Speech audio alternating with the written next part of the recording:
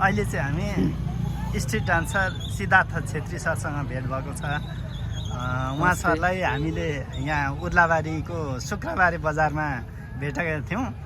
उहाँको डान्स एकदमै राम्रो छ। उहाँको डान्स सँगसँगै कज पनि एकदमै राम्रो लाग्यो। उहाँ चाहिँ स्ट्रिट डान्स गरेर सङ्कलन भएको रकम चाहिँ एकदम असहाय वर्गहरूलाई सहयोग गर्न रुचाउनुहुन्छ।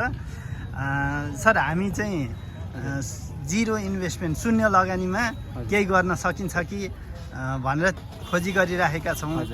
अब हाम्रो कजसँग तपाईँको कज पनि थोरै मिल्न गयो। जस्तो तपाईँ पनि बिना लगानी स्ट्रिट डान्स गरेर केही कलेक्सन भएको रकम चाहिँ कसैलाई सहयोग गर्न चाहनुहुन्छ। अब यो तपाईँको कज र हाम्रो कज मिलेको कारणले तपाईँको म एकदम पृष्ठभूमिबाट थोरै केही कुरा गर्न चाहन्छु। तपाईँको जर्नीको बारेमा थोरै भनिदिनु न। तपाईँले सुरुमा कहाँबाट सुरु गर्नुभयो अनि तपाईँले यो स्ट्रिट डान्स गरेर सहयोग गर्नुपर्छ भन्ने चाहिँ कहिलेदेखि सोचेर गर्न थाल्नु? हजुर, फर्स्ट अफ अल त नमस्ते सबैजनालाई। होइन, मेरो नाम चाहिँ सिद्धार्थ छेत्री हो अनि म चाहिँ हाल मेरो घर चाहिँ गोरदाइकमा पर्छ, तर म हाल चाहिँ अहिले दमकमा बसिरहेको छु, दमक किराचोकमा। अनि सो मैले मेरो जर्नी चाहिँ कसरी स्टार्ट भयो भन्दाखेरि म चाहिँ खास गरी जन्मिनु इन्डियामा जन्मेको, इन्डियाको नागाल्यान्डमा जन्मेको। हजुर, नागाल्यान्डमा जन्मेपछि म चाहिँ सानै भन्दाखेरि 6 या 7 वर्ष हुँदाखेरि डान्स चाहिँ गर्थेँ। कस्तो डान्स गर्थेँ? कागे डान्स गर्थेँ म चाहिँ। एकदम हुन्छ नि केही स्टेपहरू नजान्ने, केही लफङ्गा तरिकाले। र मेरो काका हुनुहुन्छ प्रेम खड्काज्यू, उहाँले चाहिँ मलाई यस्तो प्रोग्रामतिर हेर्न जाँदाखेरि ठेलिदिनुहुन्थ्यो क्या बिचमा। अनि म चाहिँ अब जबरजस्ती नाच्नै पर्थ्यो हावातालमा। तर कोही बेला चाहिँ फर्स्ट हुन्थेँ, ब्याटलतिर हुन्छ नि त जस्तै सानो ब्याटल गाउँतिर, यतिकै गाउँ घर कोही बेला प्रोग्राम कीर्तन हुँदाखेरि, अब बर्थडे पार्टी सार्टी हुँदाखेरि हुन्थ्यो। त्यस्तोमा कोही बेला जित्थेँ, कोही बेला हार्थेँ, त्यस्तै भएर अनि बिस्तारै मलाई डान्समा चाहिँ काकाले के भन्नुभयो भन्दाखेरि डान्स गर्नुपर्छ एउटा, मतलब हुन्छ नि काकाको चाहिँ फेभरेट थियो डान्स, मतलब उहाँलाई चाहिँ धर्मेश सर भन्ने तपाईँले सुन्नुभएको होला। धर्मेश सर चाहिँ एकदम धेरै मनपर्ने र मलाई काकाले भन्नुहुन्थ्यो त धर्मेश सर जस्तो बनिनुपर्छ भन्नुहुन्थ्यो। म चाहिँ केही बुझ्दिनँ थिएँ त्यतिखेर। अनि बिस्तारै दिमाग हुँदै जाँदा डान्सले चाहिँ गर्दाखेरि आफूले केही गर्न सकिने रहेछ, देश विदेश घुम्न सकिने रहेछ, आफूलाई चिनाउँदा चाहिँ अति धेरै राम्रो, फ्यामिलीको लागि राम्रो हुने रहेछ भन्ने कुरा। तर मेहनत चाहिँ अति लाग्ने रहेछ यसमा भन्ने कुरा मलाई सुरुमा थाहा थिएन। मेहनत चाहिँ अब गर्ने हो, जस्तै गर्ने हो गर्ने। अनि गर्दै जाँदाखेरि म 2015मा नेपाल छिरेँ। 2015मा नेपाल आइसकेपछि मेरो फ्यामिली सबैजना हाम्रो, किन अन्त अब बाबुबाजे सबै नेपालकै हो, बस हामी इन्डियामा बस्नु मात्रै गएको थियौँ। अनि म चाहिँ जन्मिनु चाहिँ इन्डियामै जन्मेको, बाबाहरू चाहिँ नेपालमै हो। सो अनि नेपाल आइसकेपछि गाउँमा एकदम धेरै भित्र गाउँ गेउरिया चोक यताभित्र हाम्रो चाहिँ गाउँ पर्छ।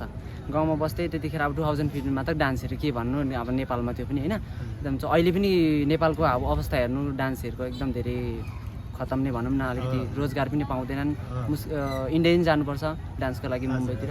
अनि त्यस्तो थिएन डान्सको लागि। तर पनि मैले चाहिँ छोडिनँ, कीर्तनतिर नाच्न थालेँ। अनि हाम्रो देउसी भैली कार्यक्रमदेखि मलाई हिँडाउन थालेँ, किनभने मेरो डान्स त अलिकति राम्रो थियो अरूभन्दा।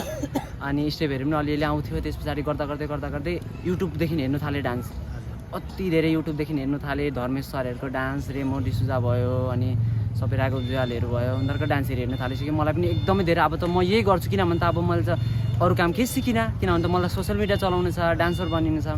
सो डान्सर बनिने चक्करमा दमकको हाल केबी डान्स स्टुडियो भन्ने स्टुडियोमा मैले थाहा पाएँ कि उहाँ डान्स पनि सिकाउनु हुँदो रहेछ भन्ने कुरा, डान्सको पनि हरेक क्याटेगोरी फर्म हुँदो रहेछ भन्ने कुरा त्यहाँदेखि मैले थाहा पाएँ। 2016-17तिर है थाहा पाएँ मैले।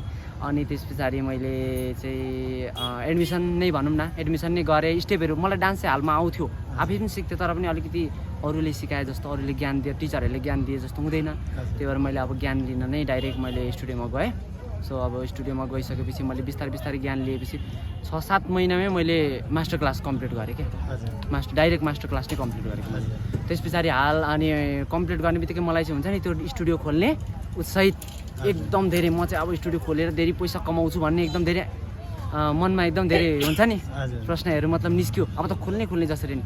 र मैले गेउरिया मेरो आफ्नै गाउँ गेउरिया स्टुडियोमा आफ्नो डान्स स्टुडियो खोलेर मैले 1 वर्ष चलाएँ भनौँ न। अब गाउँ जस्तो थियो, मैले सुरु मेरो प्र्याक्टिस जस्तो पनि भयो। खोल्दाखेरि सुरु मन्थ चाहिँ 60-70 जना स्टुडेन्ट एडमिसन गर्नुभयो, राम्रै भयो, पैसा पनि भयो, अरूलाई पनि मैले सिकेँ अनुसार मैले जति सिक्छु त्यति ज्ञान दिन सकेँ अरूलाई होइन। सो अनि बिस्तारै गर्दा अब गाउँमा त अब कोही बेला सिक्ने, कोही निस्किने, अब राम्रो मन परेन, केही बुझ्थ्यो नि त डान्स पनि होइन। सबैजनाले छोड्न थाले। लास्टमा 15-20 जना मात्रै स्टुडेन्ट बसेँ अनि अब आफ्नै सटरको भाडा तिर्नु कि यता डान्स स्टुडियो सम्हाल्नु भयो। अनि त्यस पछाडि मैले डान्स स्टुडियो पनि छोडेँ। त्यहाँबाट फेरि पनि म कन्टिन्यू गर्छु डान्सलाई नै अझै। अब मास्टर क्लास त कम्प्लिट भइसकेको छ मेरो, अझै राम्रो तरिकाले। अब यहाँ भन्नुपर्दा खास गरी मान्छेले काठमाडौँतिर नेपालको डान्सरहरू सिक्दा पनि त्यति मजाले प्रोपर तरिकाले सिक्दैनन्, इन्डिया नै जानुपर्छ। र मैले त गाउँमा सिकेको भनौँ न।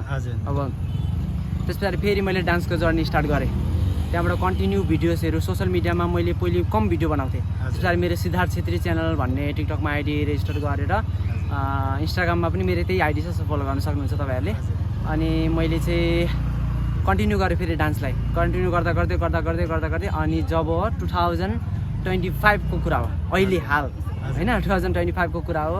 मैले धेरै स्कुलमा पनि सिकाएको डान्स स्टुडियो, डान्स भन्यो यो सिद्धार्थ बोर्डिङ स्कुल, आदर्श बोर्डिङ स्कुल भयो, यो उता गाउँतिर पनि भयो।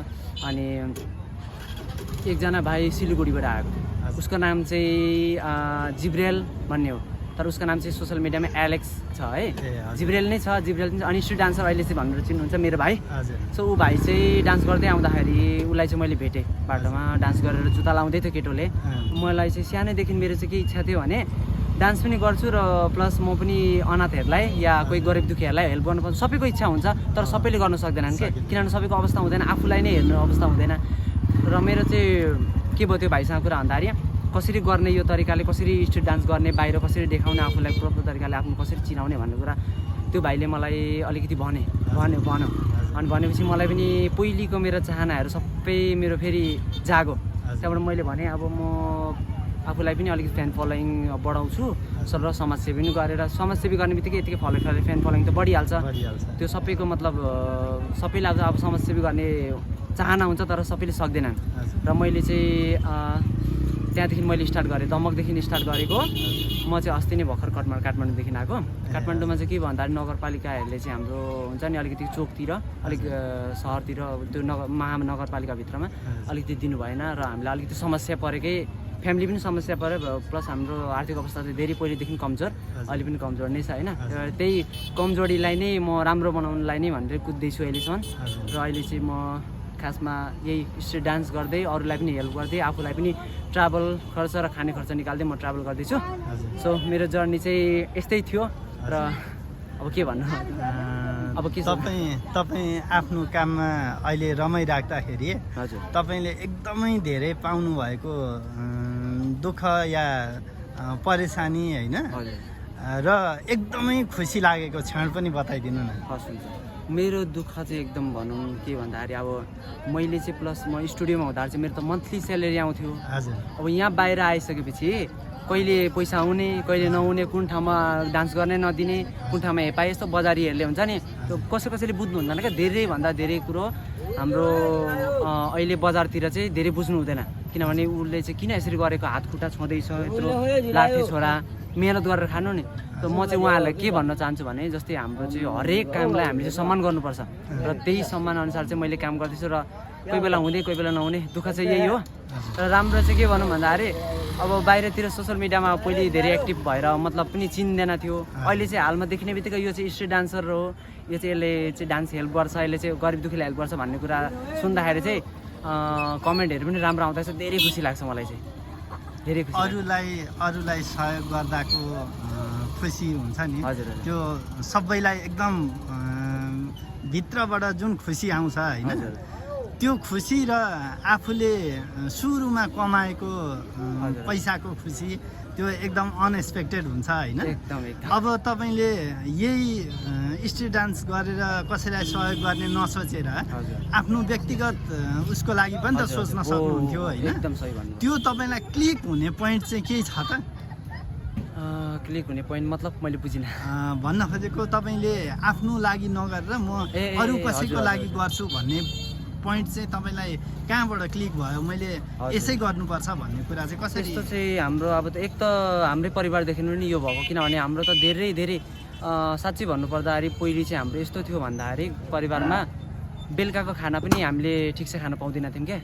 अब अहिले पनि हामी हालमा मात्र हामीले जग्गा अलिकति सानो किनेर हामीले एउटा घर बनाएको छौँ सानो, नत्र हामी जन्मेदेखि मेरो बाबा पनि जन्मिनु भयो अर्काकै खेतीमा खेती गरेर गयौँ, म पनि जन्मेँ अर्काकै खेतीमा।